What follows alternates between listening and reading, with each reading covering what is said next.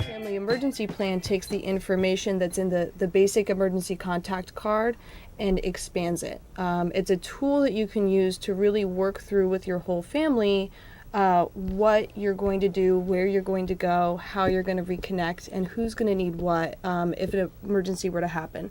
This could be something, really simple that just means you can't go into your house for a couple of days.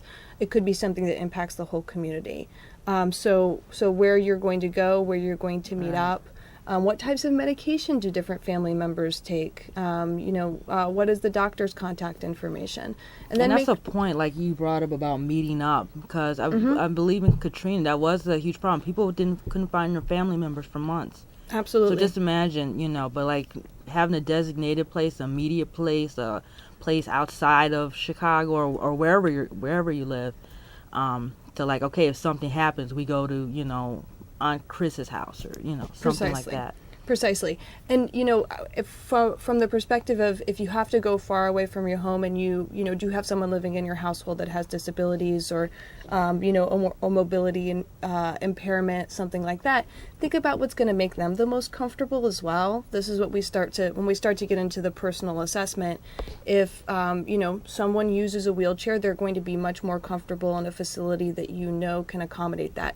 So maybe Aunt Chrissy's house is in a high rise. Right. And, the elevator doesn't work or isn't reliable, something like that. So making sure that you choose those places to accommodate all of the needs of your whole family. The American Red Cross also has something called Safe and Well.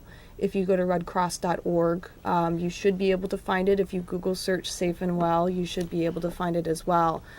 Safe and Well is a way for everyone to go onto that website easily and say, hey, I'm okay, this is where I am, and allow families to communicate back and forth. Yes, this is a great resource, preparing for disaster for people with disabilities and special needs. Yep. And as I said, like I'm a huge Google fanatic. If you Google disabilities and Red Cross, I assure you that page will come up.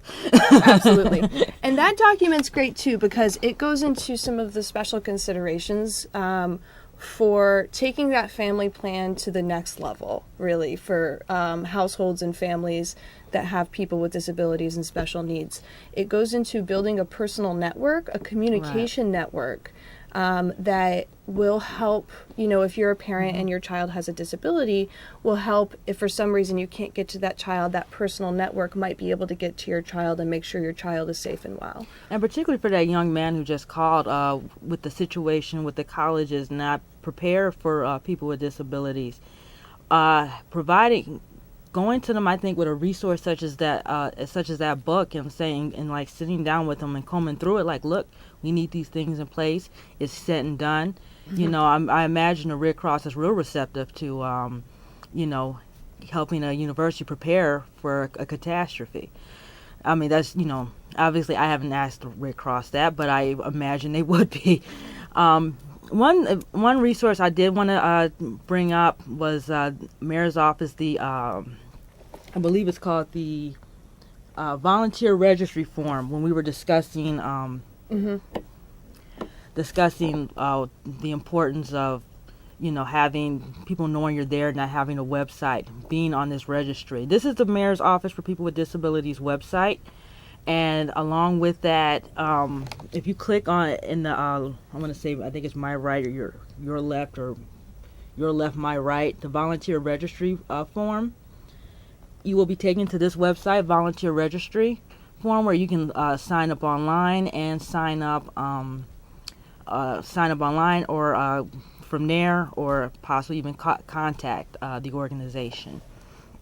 And those registries will help. And if you don't live in the city of Chicago, or for some reason you're watching this and you're not in the city of Chicago, some other communities do have that. So you can go, talk to folks from either your mayor's office, if there is a disabilities office, perhaps an emergency management office, to find out. But that helps the city engage in planning. That helps the city better able to identify individuals who might have needs and individuals who might need assistance or special assistance if there is.